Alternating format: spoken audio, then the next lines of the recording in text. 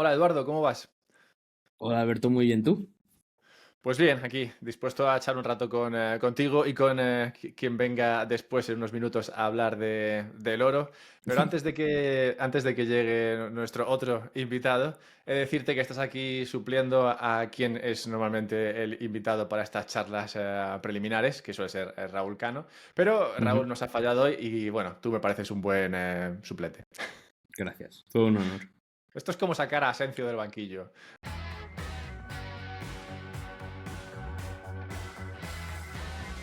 Yo contento con estar invitado.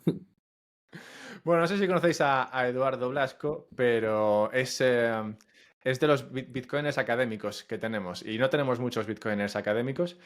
Si quieres presentarte, Eduardo, pues así me lo ahorro. Pues sí, en cuanto al lado del Bitcoin, pues interesado, bastante interesado.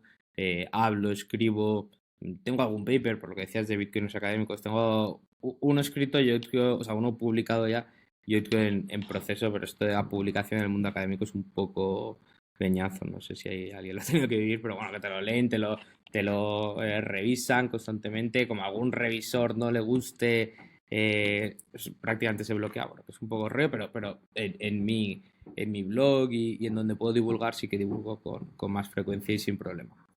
Doy clase en la Universidad Francisco Marroquín. También doy alguna clase de Bitcoin en el máster de economía de la UFM con Espérides.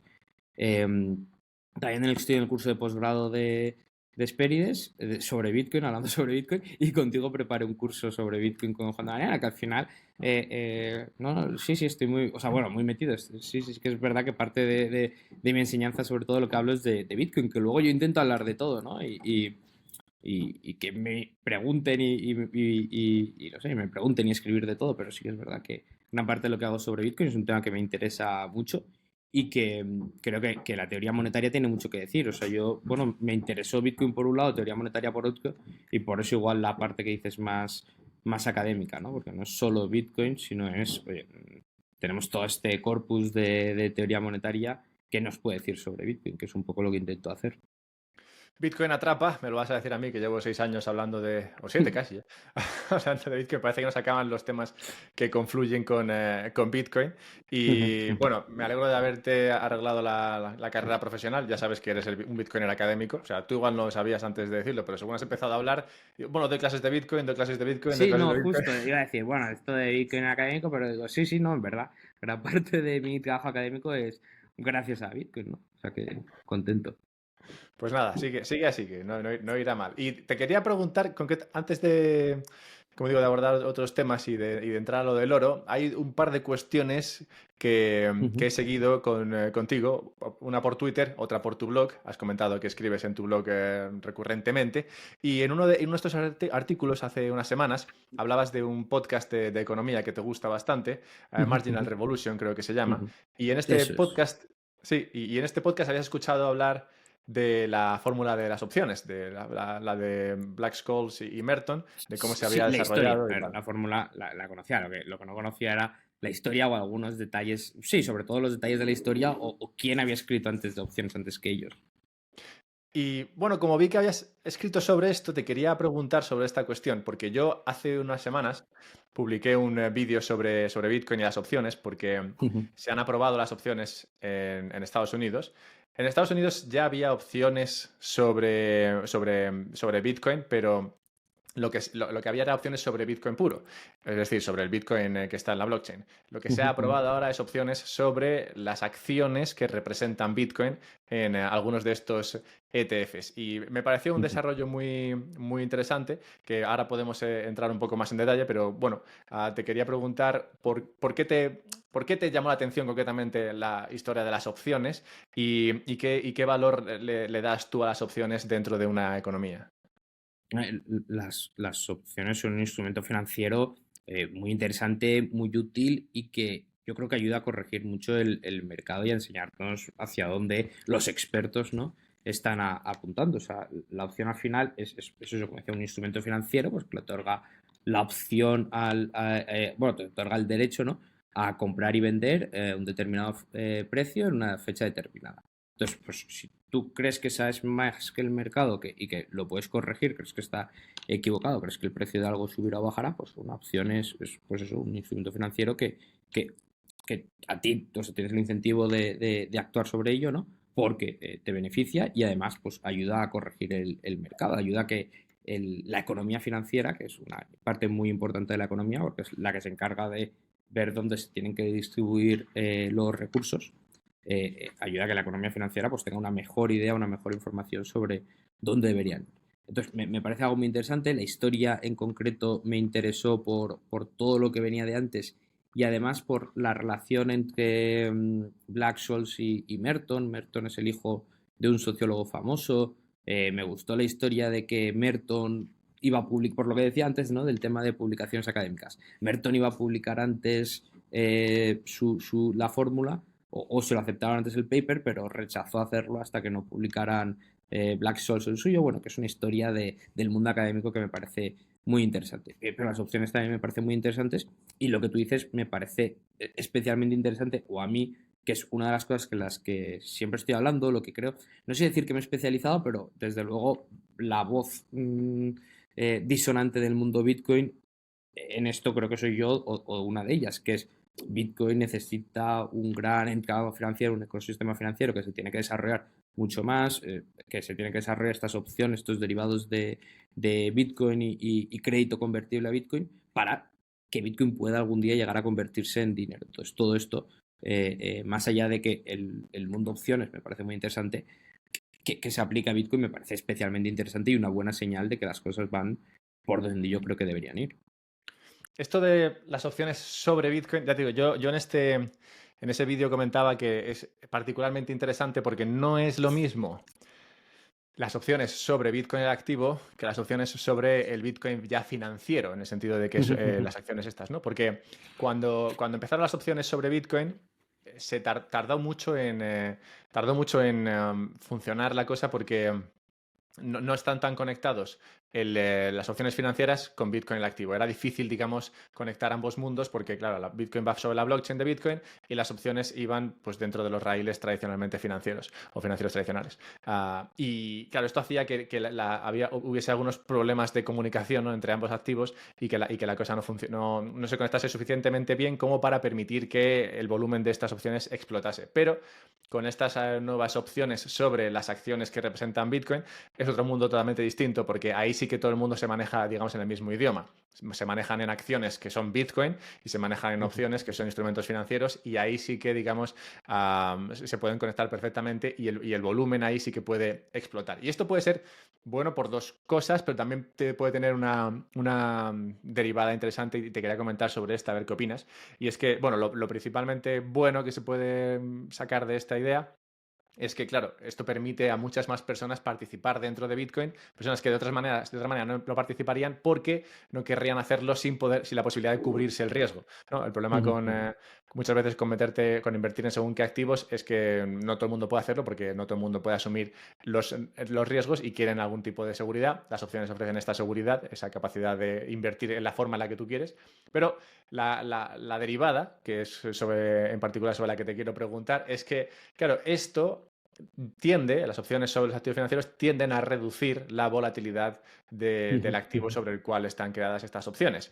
Y Bitcoin, por una parte, y esta es la cuestión, por una parte se beneficia de la volatilidad porque Bitcoin es un activo volátil, pero principalmente volátil hacia arriba, y esto hace que vaya tomando cada vez más peso dentro de lo que es los activos financieros y los activos dentro de una economía. Pero claro, si esta volatilidad se empieza a reducir, ¿podría eso perjudicar una de estas principales características que tiene Bitcoin? Claro, pero o sea, lo que tú dices, estoy completamente de acuerdo en lo positivo, que sí, que es que abre el mercado de Bitcoin a mucha más gente, ¿no? Entonces, estos inversores que a lo mejor, por lo que sea, o porque no quieren asumir el riesgo, simplemente porque están especializados en ello. O sea, ¿cuántos inversores hay, no, que tienen su hábitat preferido y quieren invertir en ese tipo de cosas porque es lo que conocen? Incluso dentro de ese tipo de inversión asumen más o menos riesgos, pero simplemente es lo que ellos conocen, ¿no? Su especialidad. Totalmente. Y luego, lo que dices del problema, a mí es que me parece que hay que distinguir entre Bitcoin como inversión y Bitcoin como dinero. si tú compras Bitcoin como inversión y lo ves como un activo de inversión, entonces sí, esto puedes decir, bueno, me va a perjudicar porque lo que quiero es que el precio de Bitcoin suba. Pero si tú ves Bitcoin como dinero o quieres que Bitcoin se convierta en dinero, que esto es la idea principal que siempre intento repetir, tú lo que quieres es que Bitcoin pierda esa volatilidad, sea un buen depósito de valor, ¿no? Mantenga bien su valor. ¿Qué es lo que pasa? Yo cada vez que Bitcoin sube, pues mi lado Eduardo Blasco como teórico monetario o Eduardo Blasco como persona que quiere que Bitcoin se convierta en dinero, ¿no? Y acabar con el dinero fiat, dice, uff, qué mal porque es muy volátil. Eduardo Blasco, tenedor de Bitcoin, se le escapa una sonrisita porque dice, bueno, qué mal, pero me ha subido el precio, ¿no? O sea, una por la otra. Entonces, sí que es verdad que yo como tenedor de Bitcoin no me quejo mucho cuando sube el precio porque a mí salgo beneficiado, pero yo como teórico, como persona que espera que algún día Bitcoin se convierta en dinero, sí, yo lo que a mí mi ideal es que el precio de Bitcoin se mantuviera ya estable. Si Bitcoin algún día quiere convertirse en dinero, yo digo lo que siempre he intentado repetir, es eso, es que para que Bitcoin algún día se convierta en dinero, primero tiene que ser un buen depósito de valor y para ello pues tiene que haber todo este ecosistema de crédito alrededor de Bitcoin, como el tema opciones, que puedan reducir su volatilidad. Entonces todo depende de cómo veas Bitcoin. Sí que es verdad que todo es Bitcoin, pero lo puedes ver Bitcoin como una inversión o puedes ver Bitcoin como un rival del dinero fiat. Sí, por eso me gusta en particular conectar esto con la historia del el desarrollo de las opciones en esta, como lo comentabas, ¿no?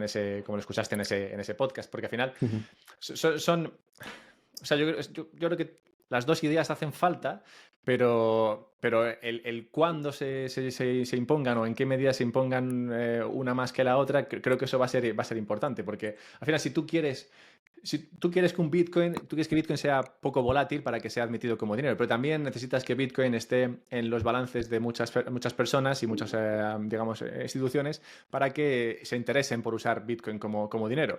Y Bitcoin accede a más balances cuando sube de precio, ¿no? Más gente se interesa, principalmente digamos, el departamento de marketing de Bitcoin es que sube de precio. Y cuando sube de precio, pues más personas se interesan por mantenerlo en el balance y luego de ahí, digamos, a ver, en mi opinión, primero pasan por tenerlo en el balance y luego empiezan a pensar en, vale, ahora puedo empezar a usarlo como dinero. Entonces, Yo, no sé si, por ejemplo, imagínate que, pongamos un caso extremo, imagínate que la volatilidad de Bitcoin cae al nivel del oro. ¿Tú crees que seguiría apreciándose Bitcoin y accediendo a nuevos bolsillos como lo viene haciendo hasta ahora?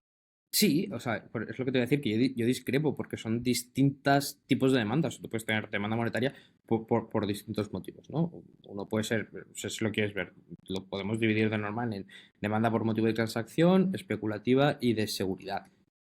Si Bitcoin, la volatilidad de Bitcoin se reduce, se convierte en la del oro, es un buen depósito de valor, al final, pues sí, la demanda de Bitcoin como especulación se reducirá, pero aumentará su demanda como seguridad, porque te da la seguridad de que mantiene su valor y también aumentará la demanda por transacción porque habrá gente que lo empezará a utilizar para intercambiar y habrá gente dispuesta a venderlo. Entonces, pues te cambiará la demanda. Yo, de hecho, uno de los últimos artículos que tengo es haciendo mi valoración de cuál creo yo que puede llegar a ser el precio de Bitcoin. Y yo lo que digo es, Bitcoin creo que tiene bueno, tiene mejores propiedades que el oro para ser el activo refugio. Entonces, si Bitcoin tiene la capitalización de mercado del oro, ¿cuál sería su precio?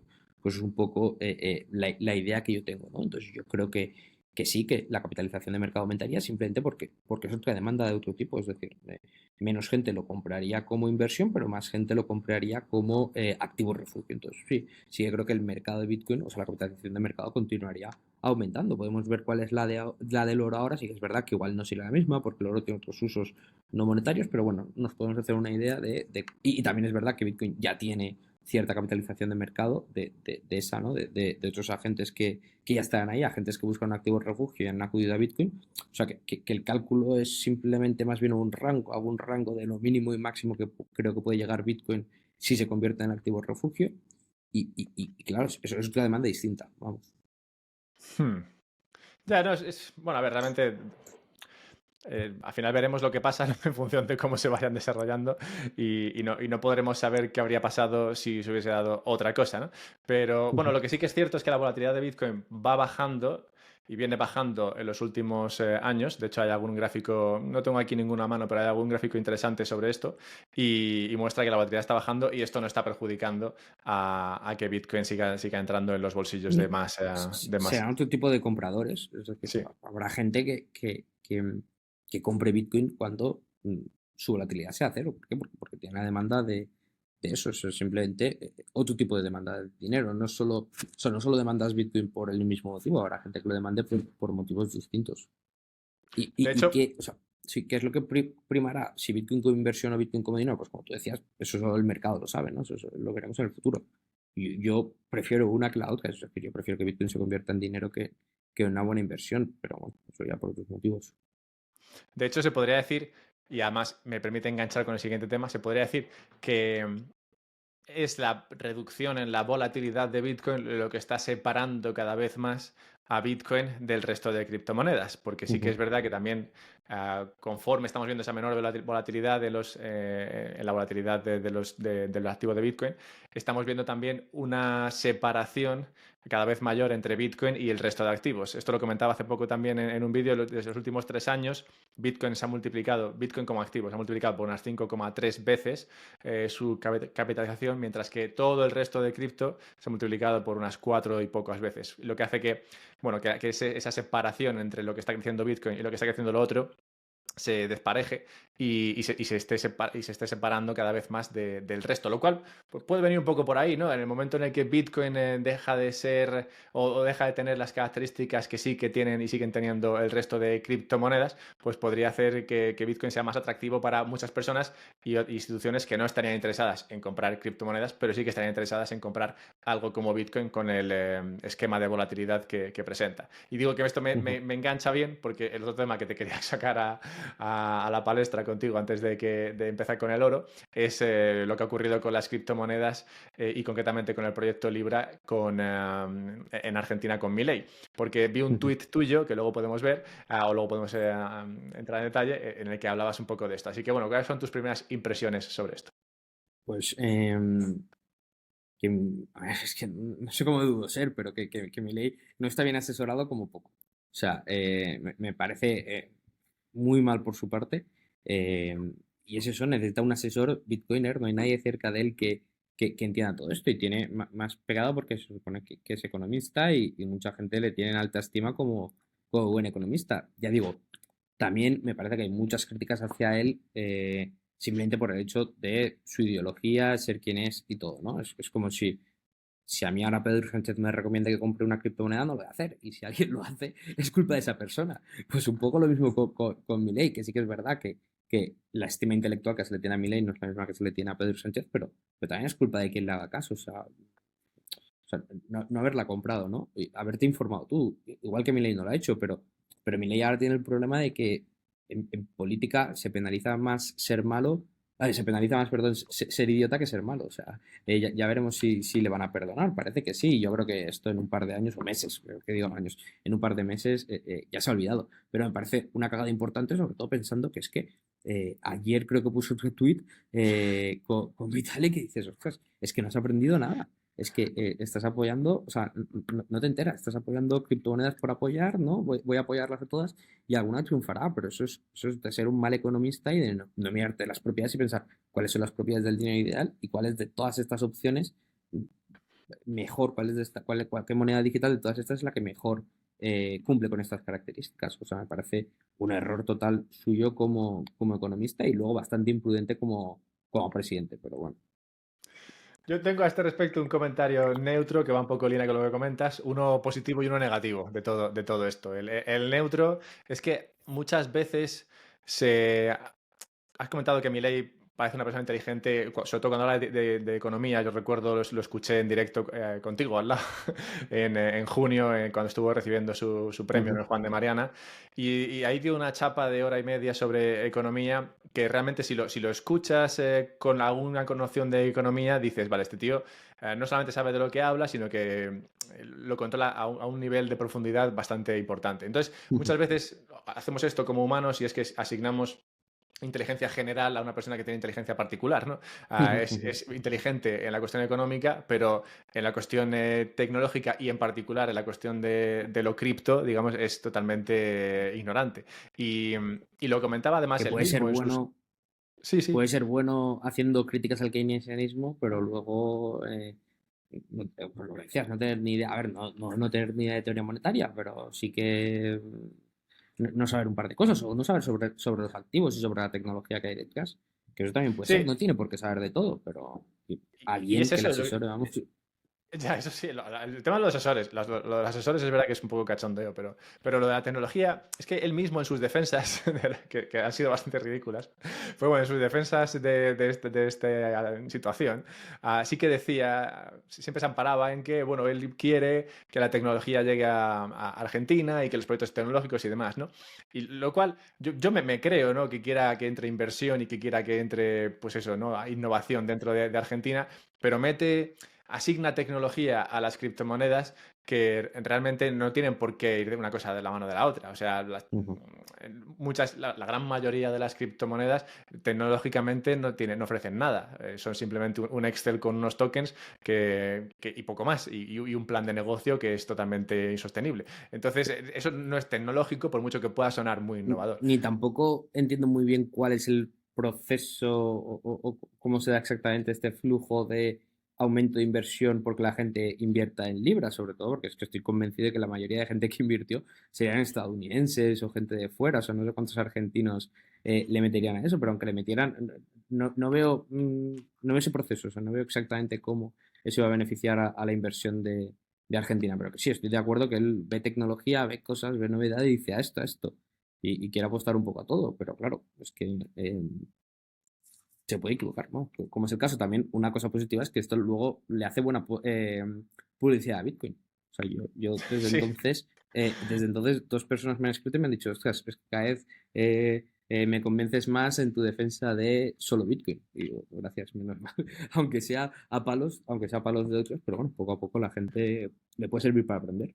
Y no solo a Bitcoin, ¿no? Y esta yo creo que es la otra cosa positiva de este altercado, es lo que comentabas tú en tu tweet, que al final se ha olvidado lo del cavea temptor, ¿no? Al final, el que mete el dinero en algo, el que decide comprar algo, ese debería hacer su propio estudio, ¿no? Debería tomarse la responsabilidad de dónde está poniendo el dinero y no fiarse continuamente de lo que le digan las personas, instituciones que estén en el poder. Y al final, esto se ha perdido mucho porque, bueno, como sabes, al final vivimos en unas sociedades en muchos sitios que son como guarderías, te tienen totalmente vigilado y cuidado y a nada que te pase algo que supuestamente no debería pasarte, ¿no? Pues enseguida está papá Estado ahí para ayudarte y esto ha hecho que muchas personas pierdan directamente la responsabilidad de decidir por ellos mismos. Y aquí o sea, es un caso un poco así porque hay una estafa de por medio y tal, pero es verdad que al final creo que es un buen recordatorio de que las personas, independientemente de qué posición, qué cargo tenga el que te habla de algo, tendrían que asumir un poco de responsabilidad sobre sus decisiones. Y la gente también, hay una frase de Taleb que se la escuché aquí a mi amigo Domingo Soriano, que decía que toda interferencia del gobierno tiende a eliminar la asunción de riesgos. O sea, sí que es verdad que la gente está cada vez eh, eh, más dispuesta a asumir riesgos porque dice, bueno, esto el gobierno me protege, esto tal, esto cual. Y más si te lo dice un presidente del gobierno, pues habrá mucha gente que se lo crea, ¿no? Que ni siquiera haga los deberes un poco y mire si tiene sentido o no. Cosa que eso pasa mucho, que al final la gente, pues como decías un poco, no se entera en lo que invierte, está acostumbrada a que les vayan a proteger todo, a que estén ahí bien cuidados y bueno, pues perdemos un poco la responsabilidad individual, algunos, pero bueno, también es su culpa. Y esto me engancha con el tema de la responsabilidad de los países y la responsabilidad concretamente en relación a sus reservas. Voy introduciendo un poco el tema del oro. Ahora vendrá Gustavo Martínez a hablar del oro, con quien tuviste hace poco un debate entre Bitcoin y el oro. Pero antes de que entre, bueno, igual se nos cuela ahora entre medias, pero bueno, antes de que entre sí que te quería preguntar un poco por esta responsabilidad que están tomando los países o al menos parece que están tomando algunos países, de empezar a acumular reservas en oro en lugar de acumular reservas en activos que son la deuda de otros países. Y no sé si tienes alguna visión sobre esto y si te parece que esto es un movimiento por parte de los países de empezar a, digamos, tomar una preferencia por los activos reales que ellos controlan y no tanto el depender de otros. A ver, a mí me parece algo prudente, ¿no? Depende de qué porcentaje de sus activos sean, pero siempre me parece prudente y sobre todo eso que creo que cuando gestionas el no el dinero, pero sí el valor del dinero de los demás, como hacen los bancos centrales, ¿no? Tendrás que seguir cierto principio de prudencia. Entonces, me parece, por lo general, prudente. Luego, los programas que veo ya es, ya digo, los porcentajes, ¿no? O sea, ahora les va a dar por esta moda, pero ¿hasta cuánto lo van a hacer? Tampoco es malo tener deuda de otros países dependiendo de qué países. O sea, al final o sea, al final el problema es otro, ¿no? Es el problema de base, es la existencia del Banco Central. Pero bueno, puestos a que haya bancos centrales, pues sí que me parece bien que intenten ser prudentes. Pero claro, otro problema que tienen que hay que mencionar es el problema de información. O sea, no saben exactamente qué activos comprar y qué no. O sea, que ahora que compren oro, pues bueno, me puede parecer a mí buena idea, ¿no? Depende de hasta cuánto, pero claro, y yo tampoco tengo esa información porque no me dedico a ellos. O sea, al final, quien forma esa información, quien genera esa información, es quien está ahí, ¿no? Los que de verdad tienen que gestionar carteras, los que se juegan su propio dinero haciendo eso. O sea que bien, no tengo mucha más opinión de bien, me parece bien como principio rector el ser prudente a la hora de gestionar los activos del Banco Central, pero ya veremos por dónde la cagan. Has comentado una cosa interesante sobre la que no sé muy bien qué pensar. Y mira que lo he escrito y he hablado de este tema bastante, pero es el qué metes en las reservas del Banco Central. Porque he dicho, es prudente tener algo que sea un activo real, ¿no? Que no sea la deuda de alguien, pero también es prudente tener deuda de otros países. Ujú, Y, ujú. y aquí te digo que, claro, yo he seguido mucho lo de la deuda, por ejemplo, lo de los bonos en Japón, los bonos, perdón, estadounidenses en Japón, los bonos estadounidenses en China, cómo ambos países han dejado de acumular reservas en bonos de Estados Unidos y- y me pregunto, claro, ¿hasta qué punto es buen plan este o hasta qué punto sería mejor, no sé, o hasta qué punto tú elegirías No, un bono reserva u otro?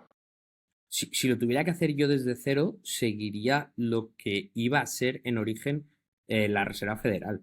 La Reserva Federal, sobre todo, bueno, en su nacimiento, se concibe como, o sea, un banco central, pero que lo que iba a hacer era descontar letras reales. O sea, iba a seguir la doctrina de las letras reales. Uno de los arquitectos intelectuales de la Reserva Federal era James Laughlin, que está bastante influenciado por Menger, y fue también el padre intelectual de la Escuela de Chicago. Y él, o sea, su defensa era esto, era pues seguir la doctrina de las letras reales desde el Banco Central. Entonces, si lo tuviera que hacer yo, pues seguiría eso, que era lo que iba a ser originalmente la Reserva Federal. Pero bueno, entonces, pues tú lo que haces es descuentas letras reales y como es el activo más líquido, pues por lo menos siempre vas a tener liquidez a la hora de emitir estos nuevos, la nueva moneda, ¿no? Los nuevos billetes que vayas a emitir, em, los pasivos, vaya, los pasivos financieros del banco. Bueno, no sé qué acabarán haciendo, pero tenemos aquí a Gustavo que ha venido a ilustrarnos sobre el oro. ¿Qué tal, Gustavo? ¿Cómo estás? Muy bien, estaba ya escuchando a mi amigo Edu, al que aprecio mucho, hablar sobre la doctrina de las letras reales, ¿no? Que enunciada primeramente por Adam Smith, ¿no? En el siglo XVIII. Todo lo que no sea respaldo, ¿no? O redimible, pues ahora que estamos en un sistema de moneda fiat, digamos que la falla del sistema de moneda fiat descansa precisamente en que no es redimible por absolutamente nada, ¿no? La moneda fiat, ¿no? Sí, y de eso hablamos bastante en este podcast. Pero para lo que te he traído es para otro tema, Gustavo. Y es que, bueno, ya sabes, conociéndote, yo sé que a ti te gusta venir a estos saraos así a calzón quitado, así que no te he dicho de qué vamos a hablar. No, Pero, ¿ves? Ya sabía yo, a ti te gusta así. Pero Yo lo no que tengo en soy, mente... yo no soy como Eduardo, que necesita una semana para prepararse los temas, ¿sabes? Alberto, te lo he dicho que estaba molesto porque me preparé el debate. Bueno, es una broma, Edu. Tú sabes que te quiero mucho, hombre. Bueno, Bueno, el caso es que lo que quiero hacer, como sé que te tengo poco tiempo, pero también tenemos aquí a Eduardo, que me gustaría plantear unos cuantos escenarios y ver a ver cuál es tu opinión sobre ellos, todos relacionados con el oro, en particular serían tres escenarios y por luego un cuarto que creo que tendrá que ver un poco más con Bitcoin. Entonces, el primero de todos, que además está muy en boga, es, ¿tú crees que está el oro de Estados Unidos en Fort Knox? Mi apreciación, bueno, yo creo que en 1974 fue la última auditoría, ¿no? Entonces, bueno, la realidad es que yo no me creo nunca nada de ningún político, así que cualquier cosa no me sorprendería, Alberto. Ni me sorprendería que hubiera menos, ni me sorprendería que hubiera el oro fuera de menor pureza, ni me sorprendería que, bueno, pues que incluso pudiera haber más, cosa que podría en un momento dado beneficiar a Estados Unidos, si es que se puede decir que el oro beneficia a Estados Unidos, que yo creo que no. De hecho, hay un mensaje puesto, yo creo un pseudo mensaje falso que rula en el mainstream que dice que, oye, pues si Estados Unidos está repatriando el oro para fortalecer el dólar y tal, y es lo más absurdo del mundo, ¿no? O sea, precisamente el dólar lo que no necesita es ningún activo que sea redimible por dólares, es decir, no necesita que su respaldo, su valor esté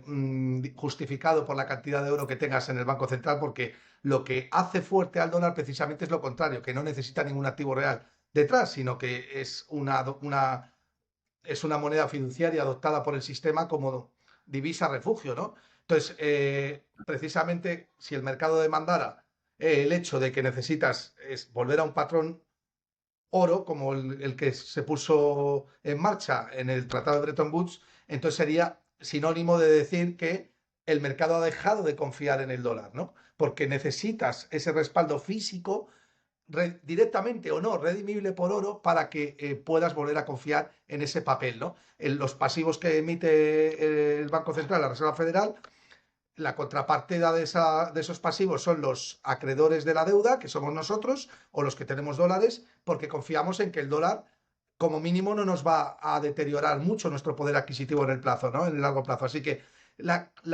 que haya más o menos oro, lo único que puede afectar positivamente es al oro. Si hay menos oro del que dicen en Fort Knox, lo normal es que el oro tienda a apreciarse porque lo que ha habido ahí es bueno, una cuestión de menor oferta, ¿no? ¿Tú qué opinas, Eduardo?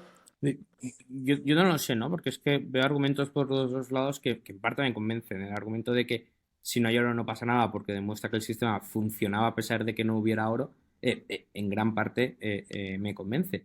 Pero el argumento de si no hay oro habrá gente que, igual por desconocimiento, ¿no? Pero que pierda esa demanda, que reduzca su demanda de dólares porque los demandaba pensando que estaba ese oro.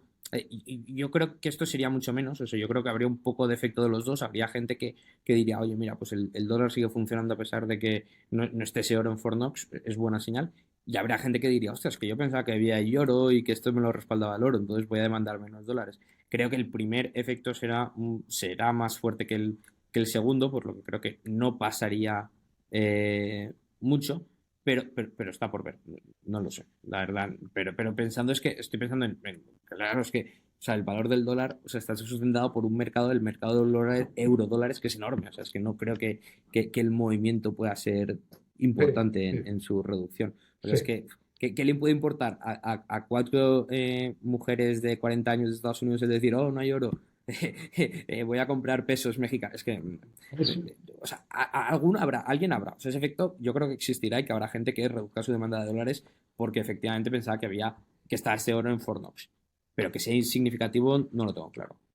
yo Vale, creo que coincidimos Eduardo y yo, ¿no? Yo creo que lo importante en todo caso podría ser para el oro físico, pero realmente para el billete verde no le afecta en absoluto, ¿no? bueno, está bien que coincidáis en algo. A ver, Bueno, vivimos en el noventa y tenemos mucho siete por ciento de gusto. las cosas. Sí, tenemos muchos gustos parecidos. Nos gusta la misma música, por ejemplo.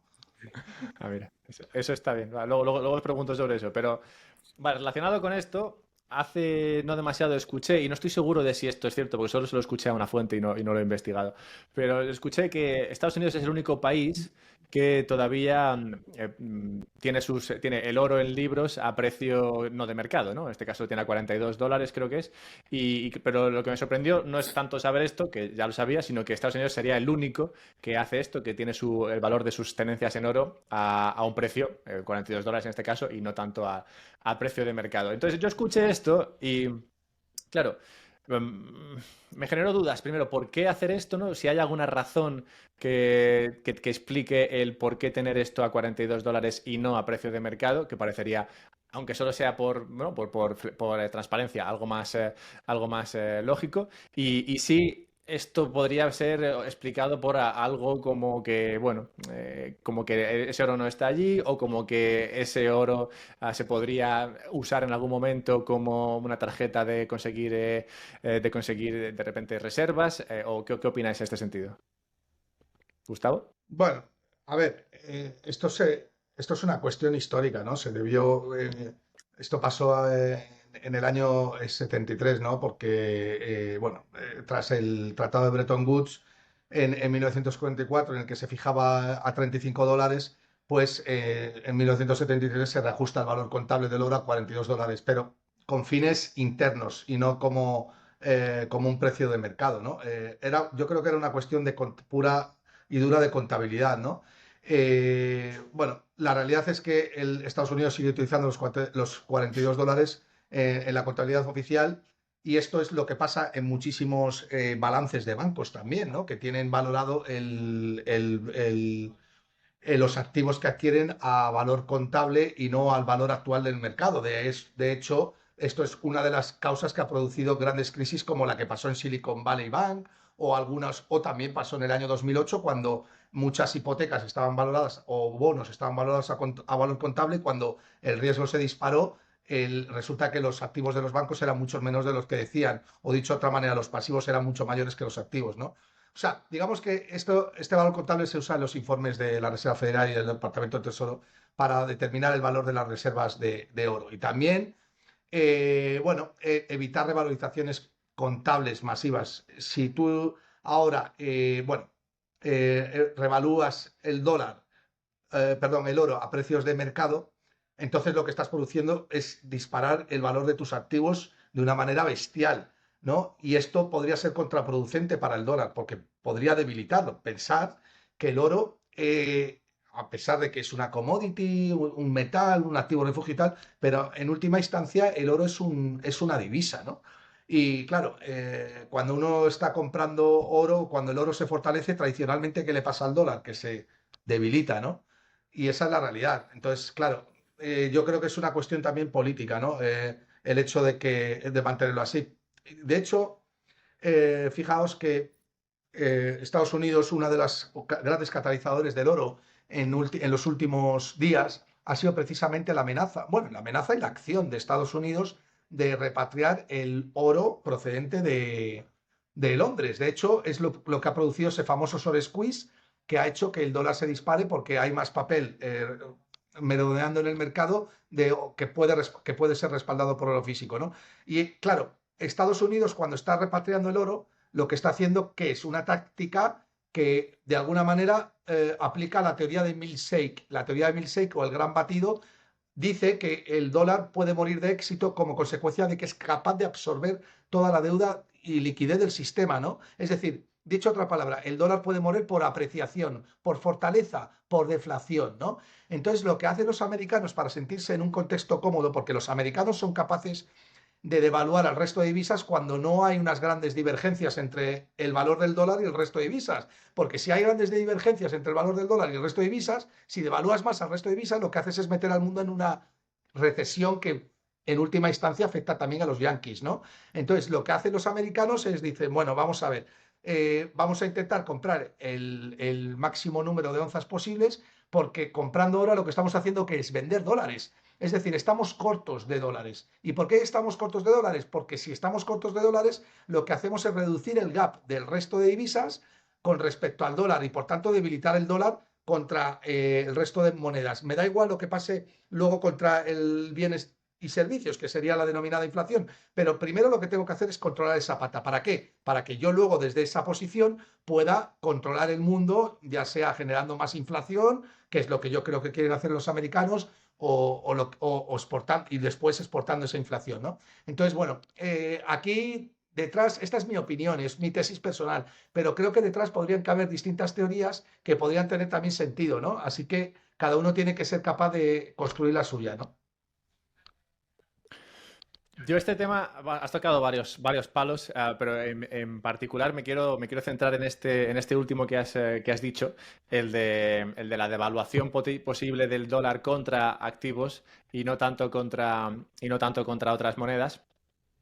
Porque es una cosa que habla mucho Luke Gromen y en su escenario, básicamente, o en su teoría, lo que dice es, vale, lo que puede hacer Estados Unidos para devaluar el dólar es, bueno, devaluarlo frente a activos neutros, ¿no? Como pueden ser el petróleo, el oro o Bitcoin, y no tanto frente a otras divisas, porque devaluar el dólar demasiado frente a otras divisas podría reducir el papel del dólar Eso. claro, en el comercio internacional, que no es lo que quieren.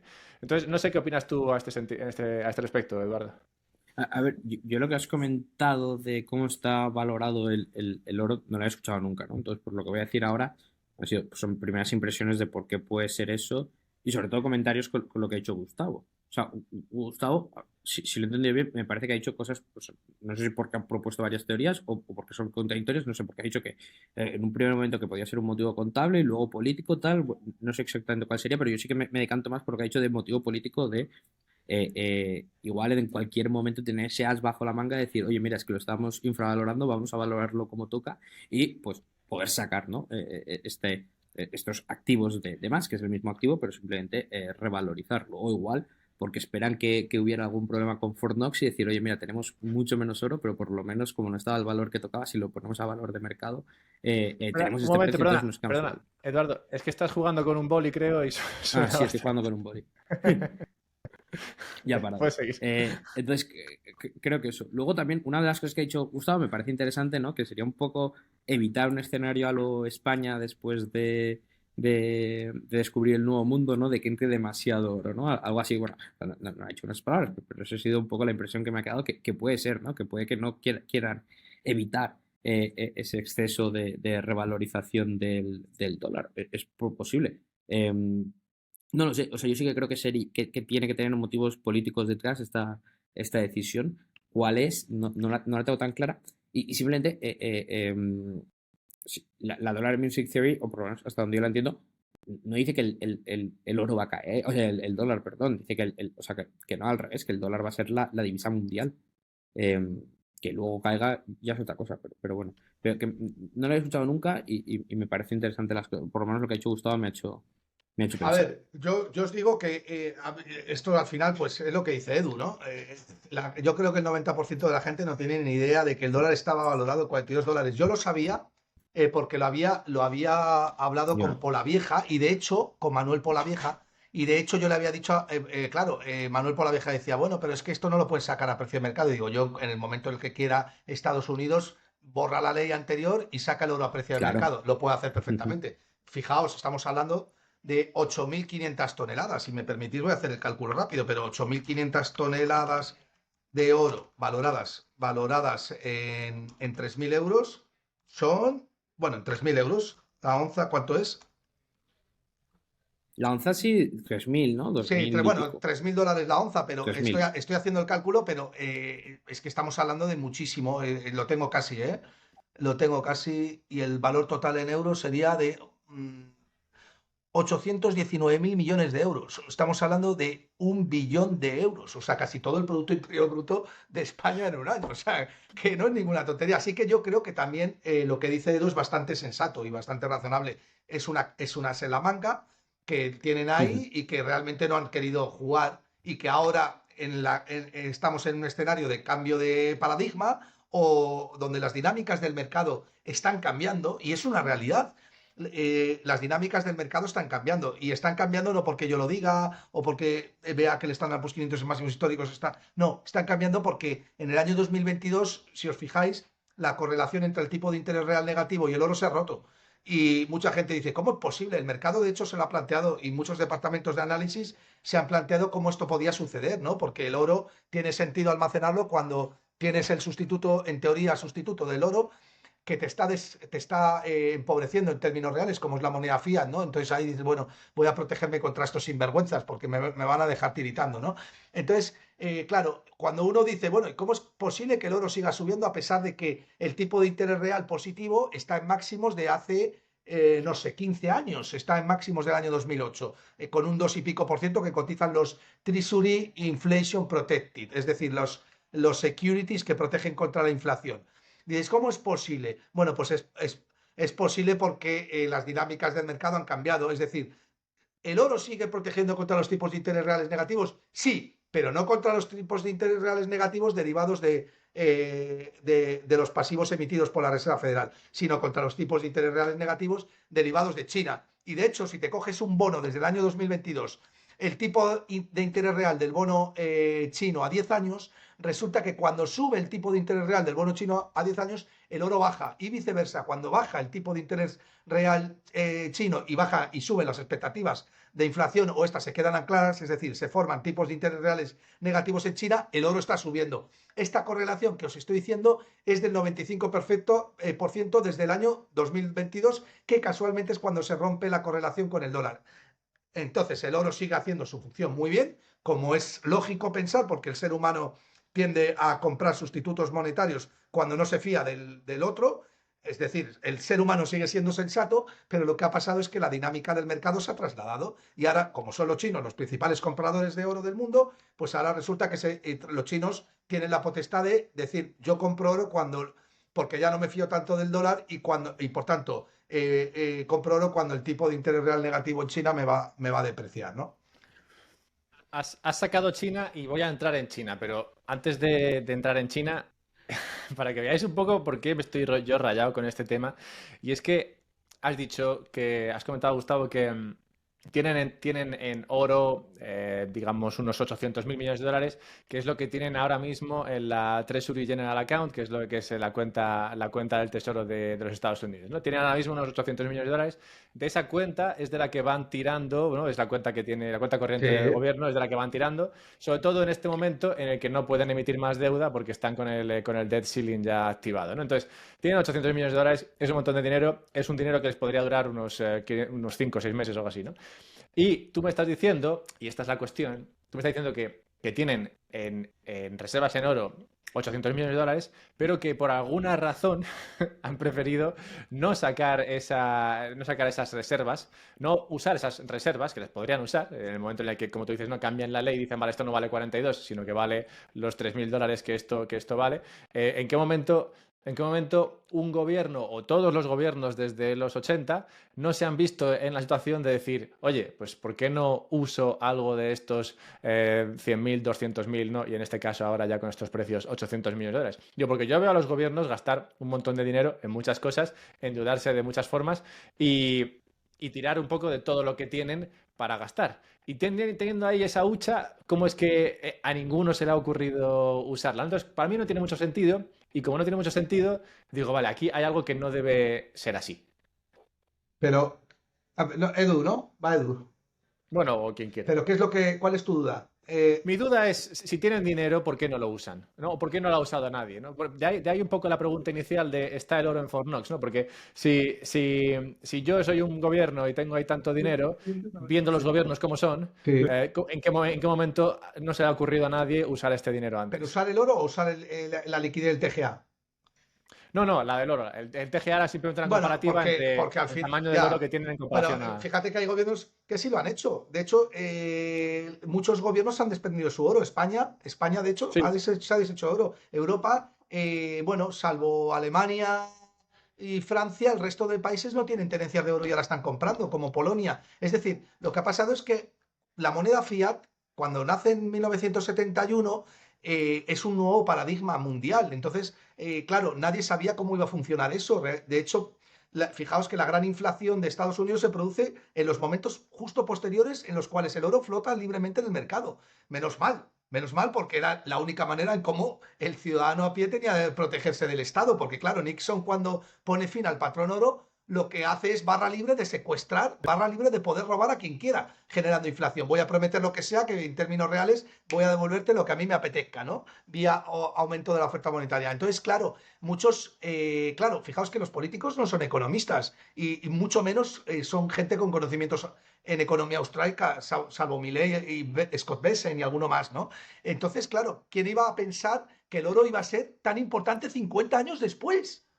55 años después. Es que el oro ha multiplicado por 80 desde 1971, cuando muchos pensaban que el oro se iba a desplomar una vez que el Tratado de Bretton Woods se fuera a la mierda, como pasó, ¿no? Entonces, claro, realmente, ¿quién iba a prever este escenario? Es que nadie hubiera vendido oro. Lo real, o sea, lo inteligente es no vender algo que te está protegiendo contra la propia inflación o contra la propia estafa de la moneda fiat que emiten o los pasivos que emiten los bancos centrales, y no solamente te está protegiendo, sino que se está revalorizando. ¿Para qué vas a, esto es, claro, ¿para qué vas a vender oro hace 3 años si tú tienes un buen contexto y una buena tesis sobre el oro si hoy sabes que va a valer el doble? No lo vendes salvo que tengas una urgencia de liquidez. Pero los estados tienen derecho, no tienen derecho, tienen la potestad de financiarse vía engañando al ciudadano, es decir, vía inflación. Yo me financio mucho más, genero inflación y mientras tanto sigo manteniendo mi oro que se va revalorizando, ¿no? Es que es una jugada maestra, ¿no? A ver, voy a dar paso a Eduardo porque creo que Eduardo igual me apoya más aquí. Pero has comentado que los políticos en general no aprecian el oro y esto me devuelve un poco a lo que digo, ¿no? Yo creo que si no lo aprecian lo habrían vendido, ¿no? Como has dicho, y que igual la razón de que no lo hayan vendido es que no lo tienen, porque de hecho ya en los 60 con Kennedy se empezó a desarrollar, gracias a él, lo del eurodólar, que lo ha comentado antes Eduardo. Eso empezó en los 60 gracias a Kennedy en esos momentos, que vio cómo empezaba a salir el oro de Estados Unidos y dijo, oye, esto hay que encontrar algo que respalde el dólar, que no sea el oro y que la gente comercie con dólares fuera para que no vengan aquí a cambiar sus divisas por oro. Entonces eso empezó en los 60, cerró del todo en los 70 cuando Bretton Woods, Eduardo el Boli, y, y, y entonces me Y a pregunto, pensar. igual cuando Nixon llegó ahí y cerró porque realmente ya no quedaba ni una onza de oro. Y por eso igual no le cambian el valor en libros, porque en el momento en el que hagan esto o en el momento en el que vendan algo de oro, tendrían que destapar el pastel. Es muy conspiranoico, Claro. pero oye, a mí Sí. me parece que No, ese oro, si no lo habrían gastado ya, Yo digo te yo. digo, Alberto, es también otra sí. explicación Sí, que me sí. parece posible. Dale, dale, Sí, sí, Eduardo, no, o dale. sea, que no lo descarto, no lo descarto. Ni Y antes yo. está dado otros motivos más, igual económicos, ¿no? Oye, ¿por qué no lo hacen por estos intereses? Pero igual es todo pura, no sé decir manipulación, pero pura estrategia política, ¿no? Es mente, pues mira, no tiene el dinero, por eso de qué les sirve encima insultar a la inteligencia de la gente cambiando el valor del oro que tiene o que supuestamente tienen. Ah, Eh, pero bueno, pasaría un poco lo que hemos dicho antes, ¿no? Y ya veríamos si esto afecta o no. O sea, igual, yo no lo descarto que tengan los bancos centrales algo de oro. Yo sí que creo bueno, que les puede servir como idea o sin tener mucha idea de cómo gestionar una banca o teniendo poca o teniendo la idea clásica, ¿no? Sí que puedes pensar, oye, mira, el oro por lo menos es lo que siempre se ha hecho, ¿no?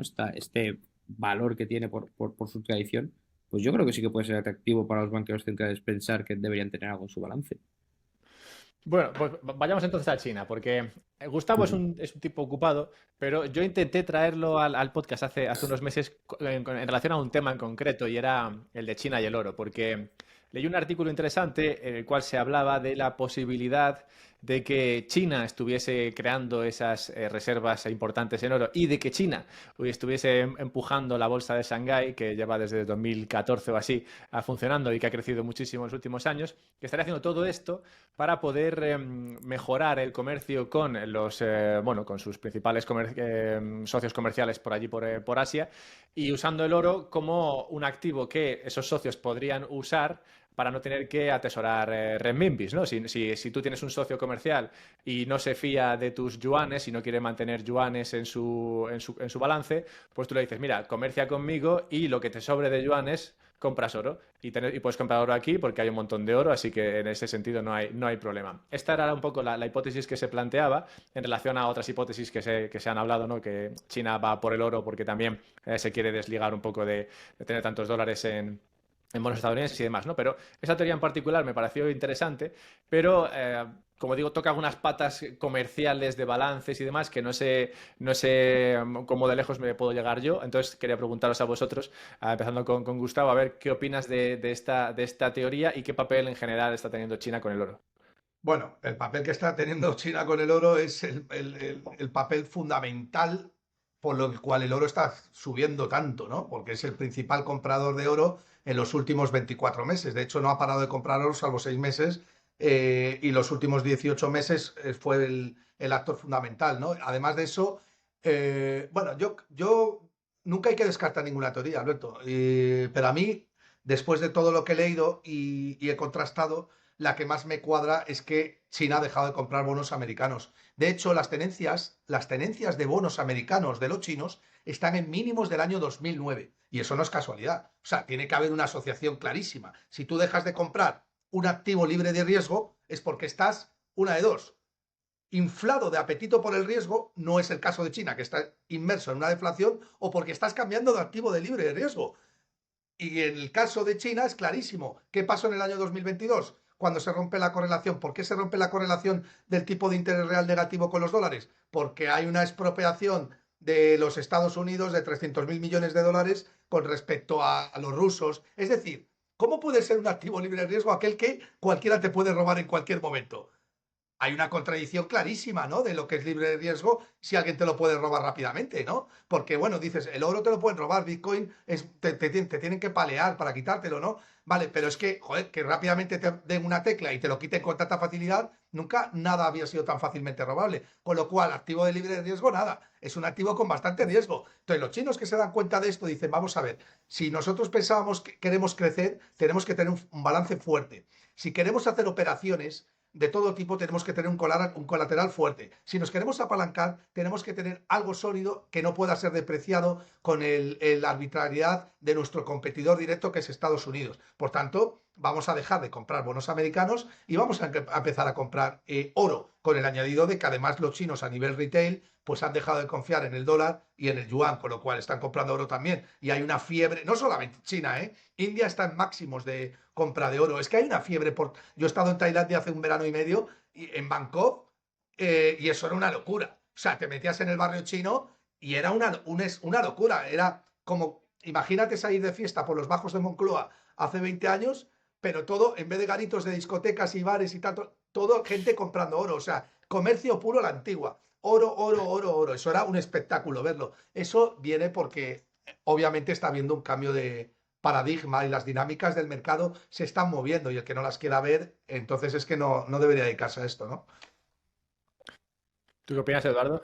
Estoy de acuerdo con casi todo lo que ha dicho Gustavo. Igual lo último no me parece un buen indicador al final. Lo que compre la gente a nivel individual de lo que termina haciendo su banco central, que son las compras potentes. Pero bueno, sí, yo creo que China, pues hombre, es que lo que hizo Estados Unidos a Rusia, yo creo que le va a pasar factura y ya le está pasando factura, que le está enseñando, o sea, es enviar esa señal de, oye, mira, que es que os podemos sacar del sistema SWIFT en cualquier momento y buena suerte con los activos que tenéis en dólares. Es un problema y Estados Unidos, bueno, en su momento tomaron esa decisión, pero yo creo que fue un error y que es muy probable que China se esté pasando al oro por eso.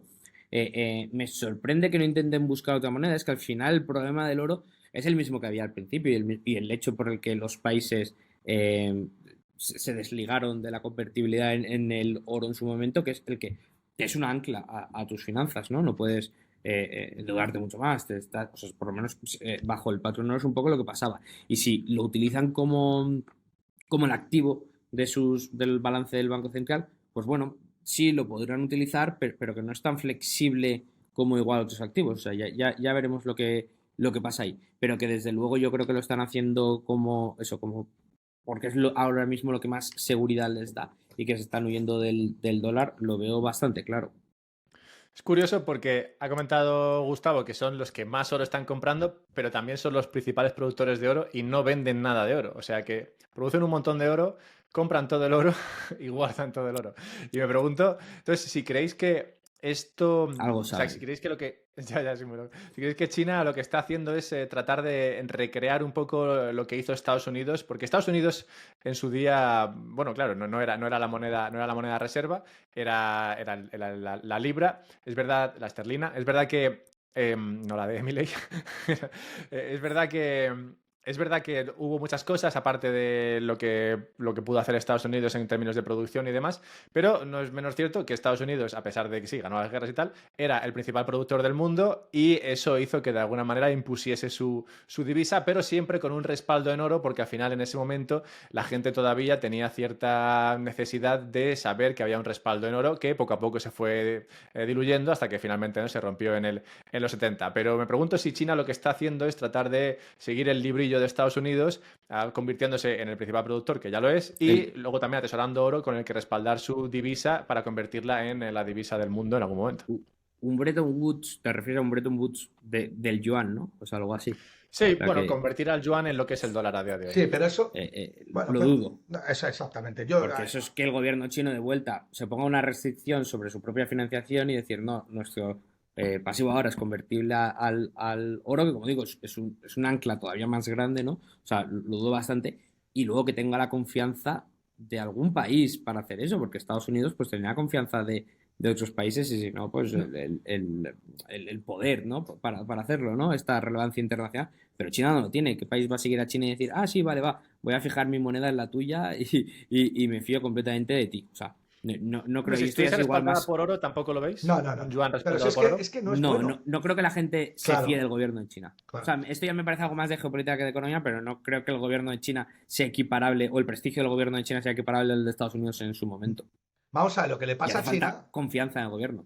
China está inmerso en una gran deflación de la cual no puede salir con las mismas medidas que salió Estados Unidos. China, le estás dando a una persona que tiene dolor de cabeza, le estás dando insulina, ¿no? Entonces, estoy completamente de acuerdo con el diagnóstico de Eduardo. Los chinos no necesitan oro, bueno, ahora a lo mejor a corto plazo sí, para dar confianza, pero la realidad es que lo que sostiene una moneda fiat, moneda fiduciaria, de su propia palabra viene, es que el mercado te adopte como tal. Y para ello tienes que dar mucha confianza. ¿Y cómo das confianza? Haciendo lo contrario de lo que hace el gobierno chino. Es decir, liberalizando en lo máximo posible la economía, desregulando, descontrolando, no metiendo tus narices. Ese es el cambio que tiene que hacer China. Cuando haga eso, entonces podrá ser un serio competidor de Estados Unidos. Pero es que lo que dice Edu, es que ellos mismos no les interesa hacer eso, ¿no? Es una cuestión de puro sentido común, ¿no? Entonces no le veo Sí, un competidor, ¿no? Porque no lo es, no es me un acuerdo competidor. cuando echaron a Rusia del SWIFT y la gente decía, va a volver al patrón oro. Y yo decía, imposible, o sea, me apuesto cualquier cantidad de dinero con quien sea que eso no va a pasar. No, volver al patrón oro significaría ser responsable y antes de ser responsable es que es, claro, es que no, es que eso es directamente eliminar al político. Si vuelves al patrón oro ya no te endeudas. Si no te endeudas no puedes prometer. Y si no prometes cosas que puedes impagar, entonces ¿para qué coño está el político? No la metes. Claro, no la metes. El político está para eso, para metértela. Y necesitas entonces que te mienta, ¿no?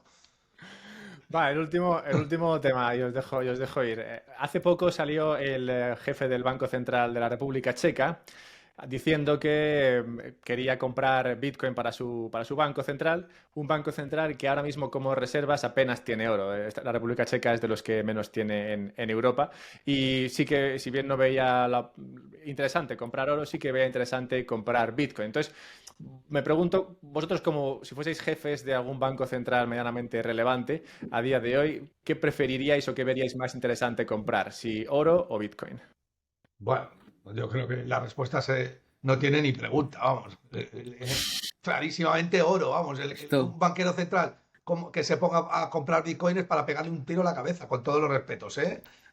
Hombre. Es un tío grande el que lo ha dicho, ¿eh? No. Cuidado, esto es básicamente el debate que tuvimos Gustavo y yo. O sea, pues depende, pues la misma respuesta. A corto plazo, pues el oro me parece una buena idea, pero bueno, si tienes visión a más largo plazo, igual Bitcoin es mejor opción. Yo lo comento porque en relación con China, a ver, China, por ejemplo, se pasó al patrón plata en el momento peor de la historia, cuando todo el mundo empezaba a pasarse al patrón oro. Sí, pero Alberto. Pero es que estas cosas pasan, ¿no? Que puedes decir, oye, me voy por aquí porque creo que esto es lo que tiene futuro y luego no tiene futuro. Sí, intento por eso me lo pregunto. Una moneda, sobre todo, que sea unidad de cuenta, te hablo, unidad de cuenta, necesita estabilidad. para que tú puedas calcular, coordinar los procesos económicos con cierta fiabilidad. Si tú lo ligas a un activo que es eminentemente volátil, dime tú la estabilidad que le vas a dar a esa moneda si tienes que calcular flujos de caja que mañana valen un 10 o un 15% más o menos porque el activo que lo protege está valiendo un 10% Bueno, menos. el oro ha subido un 43% en 12 meses, ¿eh? A ver la estabilidad ahí. Bueno, es cierto. No, es cierto, es cierto. Tienes razón. Es que el oro ha subido un 43%, pero es una volatilidad positiva, ¿no? Nos ha jodido. Como la de Bitcoin. Pero espérate. Pero es cierto que también hace que procesos productivos se descoordinen en la cadena de producción, ¿eh? También. Es que es una crítica hacia el oro también. Sí, yo, desde luego no sería el primero en hacerlo. O sea, que sea otro el primero que lo haga y luego ya lo pruebo yo. Más que nada por esta Un valiente. prudencia, ¿no? Sí. O sea, yo me gustaría, animaría a Outcast, le diría a Outcast. O sea, si alguien me pide consejo, o sea, sí, de gobernador a gobernador de Banco Central, le digo, sí, tú hazlo. Y yo enseguida te sigo. Pero estoy ya más por tema de prudencia, pero no me parece necesariamente mala idea. Mucho se le criticó a Bukele. Yo también pensé que era imprudente lo que hacía y puede que no le vaya tan mal. Ya veremos. Bueno, pues aquí os dejo. Muchas gracias por haber pasado un rato aquí hablando del oro y demás. Gracias, Eduardo. Gracias, Nada. Gustavo. Podéis encontrar a los dos en Twitter. Os dejaré enlaces a vuestras cuentas y también Ujú. a la newsletter de Eduardo, que está interesante. ¿Algo que quieras Muchas compartir tú, gracias. Gustavo? Pues yo que sí, me gustaría deciros que os aprecio mucho a los dos y que siempre es un placer estar con gente tan inteligente y tan simpática y tan buenas personas como vosotros. Joder, qué majo ese. Luego, me cuesta traerlo, pero cuando viene siempre sabe quedar bien. Venga, Yo gracias a nada, los yo que dos. quiero jugar ya con mi boli. Así que, adiós. Vete a jugar con el boli, Eduardo. Vale, gracias. Venga, chicos, hasta luego. Chao, chao. Y hasta aquí la charla de hoy. Siempre está bien tenerlos a los dos. Lo del oro yo creo que va a dar bastante más juego y por eso creo que habrá más conversaciones de estas. Hay muchas teorías ahora mismo. El otro día escuché otra teoría, no he querido sacarla porque no he podido leérmela entera, pero hablaba de cómo estos movimientos de los bancos centrales en Europa estaban apuntando a una vuelta al patrón oro en Europa. Es difícil encontrar una narrativa que no suene excesivamente conspiranoica con este tema del oro, porque la verdad es que puede pasar cualquier cosa. Creo que los próximos años van a ser muy interesantes en este sentido. Yo sí que creo que Bitcoin estaría muy bien en los balances de los bancos centrales. No quiero que lo hagan, pero creo que sería. Creo que esto puede ser. No hacerlo puede ser un error como el de China con la plata, pero ya veremos qué pasa. Mientras tanto, pues recordad que podéis suscribiros a la newsletter. Hay una newsletter con artículos profundos en los cuales trato estos temas. Puedes hacerlo en la página web del podcast o del canal. Hay un enlace ahí en la descripción. Es un Substack. Además, podemos hablar de otros temas allí. Que de vez en cuando voy preguntando durante la semana, a cosas que igual no quiero compartir en un vídeo o en un tweet y me interesa vuestra opinión, pues las pregunto por allí, así que te puedes suscribir. Y nada, pues pasar buen día, supongo. Hola, chao.